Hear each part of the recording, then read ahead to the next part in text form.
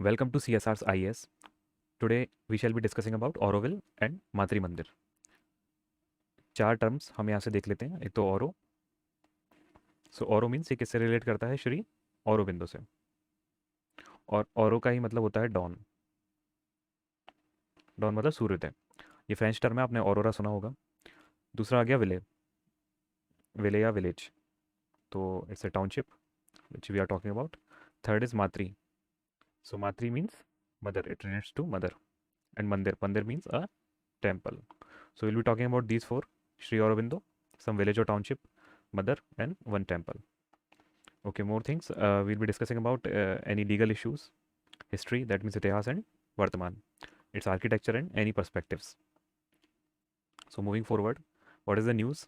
हम क्यों पढ़ रहे हैं इस बारे में? टॉपिक अभी क्यों है न्यूज़ में? क्योंकि 150th बर्थ एनिवर्सरी अभी हुई है किनकी? श्री औरोबिंदो की. कब इनका जन्म हुआ था? On August 15th 1872. और इनकी 150th बर्थ एनिवर्सरी पे कॉइन्स, कोमेमोरेटिव कॉइन्स और स्टाम्प्स रिलीज किए हैं पीएम मोदी ने. तो this topic is in news and it should be red. Plus PM Modi ने क्या कहा कि जो श्री अरबिंदो थे उनका जो विजन था वो क्या था? एक भारत श्रेष्ठ Bharat. That means unity and best, better than all. ठीक है. अभी श्री अरबिंदो पे हम एक डिटेल्ड वीडियो लॉन्च कर चुके हैं जो आप अलग से देख सकते हैं. तो इस वीडियो में हम बात करेंगे सिर्फ ऑरोविल के बारे में और मातृ मंदिर के बारे में. चलिए आगे चलते हैं. तो श्री अरबिंदो प्रीवियसली रेवोल्यूशनरी थे. आईसीएस भी इन्होंने क्लियर किया था और वेस्ट बंगाल में इनका जन्म हुआ था. ऐसे एक और भी थे, सुभाष चंद्र बोस अपने, जिन्होंने भी ये किया था. एक सेकेंड. ओके. तो प्रीवियसली तो रेवोल्यूशनरी थे, लेटर कौन थे? यौगिक बन गए. ओके. सो 1908 में इन्होंने एक असैसिनेशन अटेम्प्ट प्लान किया था जो कि फेल हो गया. एंड आफ्टर दैट फेलियर इनको और इनके ब्रदर को, दोनों को अरेस्ट कर लिया गया. इनके ब्रदर को फांसी की सज़ा हुई वहाँ से, लेकिन औरोबिंदो बच गए, एक्विट हो गए क्योंकि उनके खिलाफ कोई डायरेक्ट एविडेंस नहीं मिला. इसके बाद इन्होंने ये सारे काम छोड़ दिए. हालांकि वो समिति चालू रही लेकिन उनका उसका कार्यभार किसी और ने ले लिया. और श्री अरबिंदो जो थे वो एक यौगिक की भांति जीवन बिताने लगे. कहाँ पे? पौंडीचेरी में. पौंडीचेरी कहाँ पे है? It's this the portion we are talking about is in Tamil Nadu, northern Tamil Nadu. And that time it was a French colony. Okay. इतना हमने देख लिया है. आगे हम बात करते हैं मदर के बारे में, दैट इज़ मीरा अल्फासा. तो ये पेरिस में जन्मी थी and she initially work as a painter. कहाँ पे? पेरिस में. उसके बाद इन्होंने शादी की एक फ्रेंच पॉलिटिशियन पॉल रिचर्ड से. नाउ एस पौंडीचेरी जो था it was a French colony, it was under French control. So यहाँ से इलेक्शन लड़ने के लिए इन्होंने कैंपेन किया और ये इंडिया आए पॉल रिचर्ड, और इनके साथ आई मीरा अल्फासा. यहाँ पर इनकी मुलाकात किन से हुई? श्री अरबिंदो से. पहले से ही इंटरेस्टेड भी थी इनको. कुछ स्पिरिचुअल अवेकनिंग्स टाइप फील हुई थी पहले भी लाइफ में. प्लस इनके किसी फ्रेंड ने इनको भगवत गीता और कुछ और बुक्स को भी इंट्रोड्यूस करवाया था इनसे. तो she was very interested and affected by the Indian philosophy. इनकी श्री अरबिंदो से यहाँ मुलाकात हुई पौंडीचेरी में, और बाद में ही इनके आश्रम का ही हिस्सा बन गई. यहीं पे रहने लगी वॉर के बाद, वर्ल्ड वॉर 2 जो हुआ था. श्री अरबिंदो ने इनको काफ़ी अप्रिशिएट किया. इनको एक माँ की उपाधि दी और इनको योगिनी बोला. She is a Yogini. Later on इनका जो आश्रम था श्री अरबिंदो का, ये काफ़ी बड़ा हो गया, फैलने लगा. इट स्प्रेड, काफ़ी फेमस भी हो गया. श्री अरबिंदो के इंटरनल योगा के बारे में थोड़ा सा जान लेते हैं. इन्होंने कहा कि all yoga is life, all life is yoga. So सभी जीवन क्या है? योग है. अच्छा, योग मीन्स क्या होता है? एडिशन. एंड एडिशन किन चीज़ों का? डिवाइन एंड ह्यूमन का. So yoga is not what we usually see a form of exercise. It's a form of exercise, of course, as we see it, but it is also mental and psychological because it adds something to the spirit. So इसी को इन्होंने फैलाया. It is internal yoga envision किया. So it does not prescribe any set of asana और breathing techniques. That means does not focus much on the physical prospect or physical aspect of the yoga, but it focuses on the internal reflection and self analysis as the means to achieve self perfection. तो ये self perfection जो है, that means there is a perfect state of human, there should be, there must be, और उसके close कौन ले जाता है? इंटरनल योगा, अर्थात आंतरिक योग, इन्वॉल्यूशन। अच्छा, इवोल्यूशन टर्म को देख लेते हैं। इवोल्यूशन का मतलब चक्कर या घूमना। तो तीन देख लीजिए यहाँ से। वॉल्यूशन का मतलब तो घूमना, रिवॉल्यूशन का मतलब बार बार एक धुरी पर घूमना, एक अक्ष पर घूमना। फिर इवोल्यूशन, इवोल्यूशन का अर्थ क्या है? बाहर की तरफ घूमना, बाहर। और इन्वॉल्यूशन का मतलब क्या है? अंदर की तरफ घूमना, जैसे स्नेल आपने देखा होगा, तो दैट इन्वॉल्यूट्स। इन्होंने क्या कहा कि एक पुरुष है, पुरुष होता है। अच्छा, ये इन्वॉल्यूशन का जो फॉर्मूला है, just a second. So involution का जो फॉर्मूला है, it has come from Indian Sankhya philosophy. इन्होंने कहा कि एक पुरुष है, पुरुष होता है, this could be us, and when the purusha is broken into matter or its material particles, then those material particles consist a nature और प्रकृति। तो यही नेचर जो है, it is the basic consciousness, और इसी को जगाना, if this is understood then this purusha will be more self perfect. So Shri Aurobindo का योगा इस तरफ था, पुरुष से प्रकृति की ओर, ना कि प्रकृति से पुरुष की ओर। आगे बढ़ते हैं, इस टर्म को भी हम समझ लेते हैं, प्रकृति जो nature. So nature, what most people think is about trees, plants, etc. They are the creation of nature. This is not nature. What is nature? सबसे पहले रूट वर्ड को समझ लेते हैं, कृति।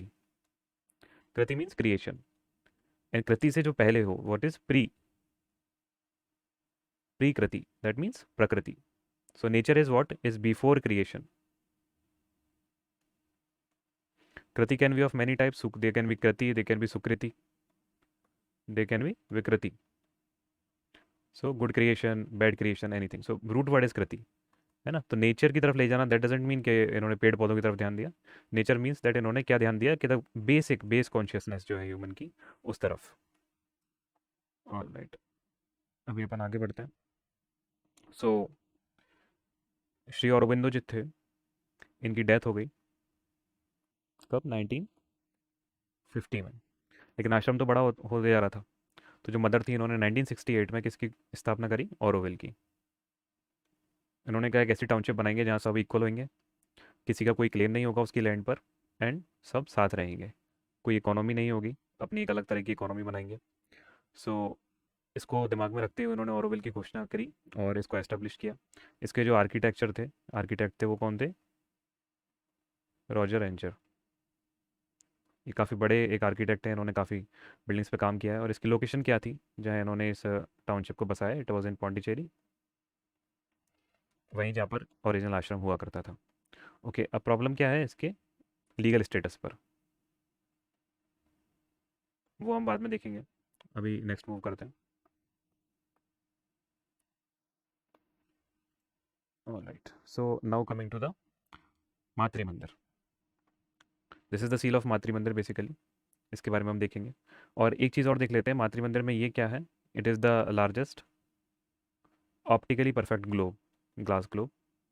ये मातृ मंदिर के सेंटर में रखा हुआ है, and it is lightened by solar beam.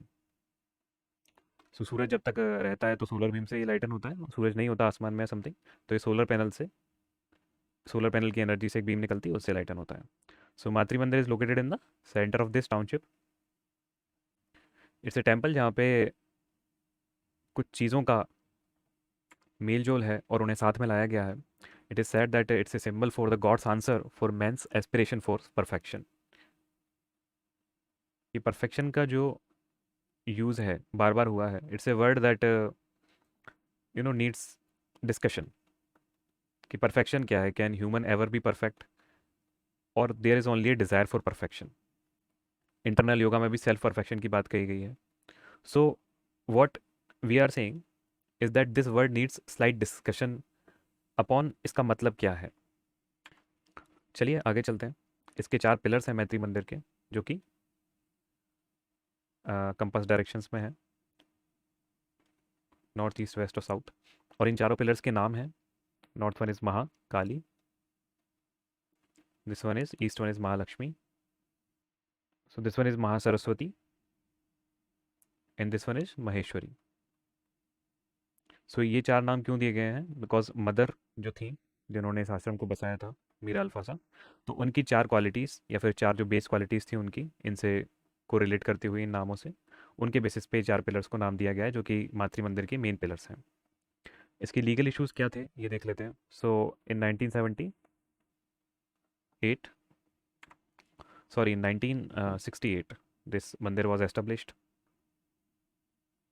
Then in 1973 Meera Alfassa की मौत हो गई. तो the mother died.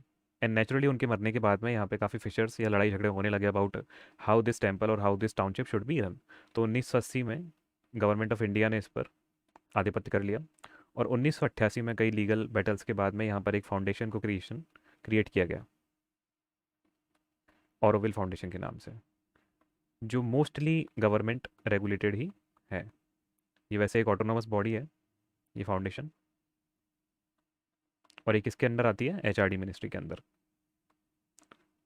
Human resources development ministry जो है उसके अंदर ये आती है. अच्छा, ये वर्क क्या है इनकी और इकोनॉमी किस तरह से काम करती है? यहाँ पे एक इंटरनल इकोनॉमी काम करती है. The regular money does not work here. तो यहाँ घूमने फिरने आने वालों के लिए एक टेम्परेरी डेबिट कार्ड दिया जाता है, क्रेडिट कार्ड दिया जाता है. एंड जो लोग यहाँ पे इंटरनली काम करते हैं वहाँ पे ये ऑरोबिल मनी जो है एक इंटरनल टाइप की इनकी करेंसी है, उससे वर्क करते हैं. अच्छा, इसकी फंडिंग कहाँ से आती है? From donors. Government of India इसमें काफ़ी कम शेयर देती है. बाकी इसकी मोस्ट फंडिंग जो है विदेशों से, प्लस कुछ फंडिंग इसके जो मेंबर्स हैं जो रिच हैं उनसे आती है, प्लस डोनेशंस. एंड प्लस ये कुछ प्रोडक्शंस भी करते हैं, जैसे कि इन्होंने काफ़ी आसपास के जो एरिया के लोग हैं उनको एम्प्लॉय किया हुआ है, और ये कुछ माइनर प्रोडक्शंस में भी इंक्लूडेड हैं. तो यहाँ से इनकी इकोनॉमी चलती है. प्लस जो लेबर्स हैं वो कौन करते हैं? यहाँ के जो रेसिडेंट्स हैं वही लेबर कंट्रीब्यूट करते हैं. प्लस गवर्नमेंट ऑफ इंडिया जो है वो इसमें छोटा मोटा डोनेशन या फिर फंडिंग करती है, लेकिन काफ़ी ज़्यादा नहीं. दूसरे इनके वर्क्स क्या हैं? ये एज ए एनजीओ वर्क करते हैं, एजुकेशन सेक्टर में वर्क करते हैं, प्लस हेल्थ वगैरह में ही काम करते हैं आसपास के क्षेत्रों में. This foundation and the members related to it and the people of township. So this is all about Auroville and Maitri Mandir. You can see more of our videos on our YouTube channel, that is CSR's IES, and also join us on Telegram. I think this should be the logo. Thank you and have a very good day.